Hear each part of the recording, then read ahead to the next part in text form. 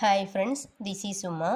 இன்றைக்கி நம்ம சேனலில் பிரித்தெழுதுக இலக்கண விதி 19 இலக்கண விதியில் இன்றைக்கி பார்த்தீங்கன்னா நேற்று நம்ம உயிர்வரின் உட்குரல் மெய்விட்டோடம் பார்த்து முடிச்சிட்டோம். ஸோ இன்றைக்கி உடல் மேல் உயிர் ஒன்றுவது இயல்பு, இந்த இலக்கண விதி எப்படி அப்ளை பண்ணி அந்த வார்த்தையை கொண்டு வரதுன்னு பார்க்கணும்.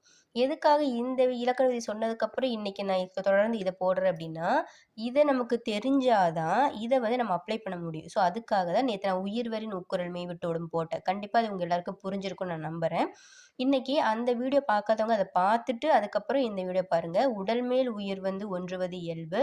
நேற்று போட்ட இந்த எக்ஸாம்பிள் இருக்குது பார்த்தீங்களா, இது உயிர்வரின் உட்குரல் மெய்விட்டோடுமோட எக்ஸாம்பிள். ஸோ இந்த வார்த்தையை வச்சே தான் இன்றைக்கி நான் என்ன பண்ண போகிறேன் அப்படின்னா, உடல் மேல் உயிர் ஒன்றுவது இயல்பு. ஸோ எந்த சேஞ்சஸும் இல்லை, இலக்கண விதி மட்டும்தான் சேஞ்சஸ். வார்த்தையும் புக்கில் இருக்க பேஜ் நம்பர் வார்த்தைகள் எல்லாமே ஒன்று தான்.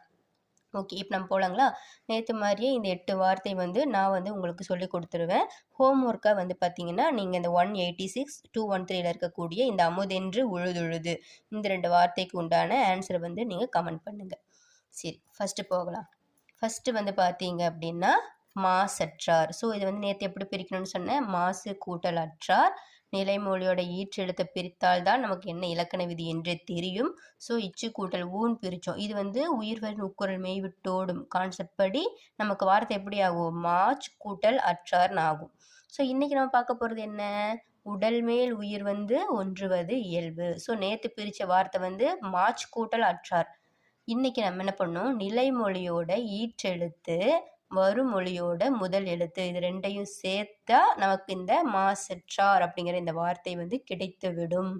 ஸோ ரெண்டாவது இலக்கண விதிப்படி நிலைமொழியோட ஈற்றெழுத்தாகிய மெய்யெழுத்து இச்சும் வருமொழியோட முதல் எழுத்தாகிய உயிரெழுத்து ஆவும் இச்சு கூட்டல் ஆ மெய்யெழுத்து உயிரெழுத்து இரண்டும் இணையும் பொழுது இச்சு கூட்டல் ஆ சா. ஸோ மாசற்றார் என்று நமக்கு இந்த முழு வார்த்தை கிடைக்கும்.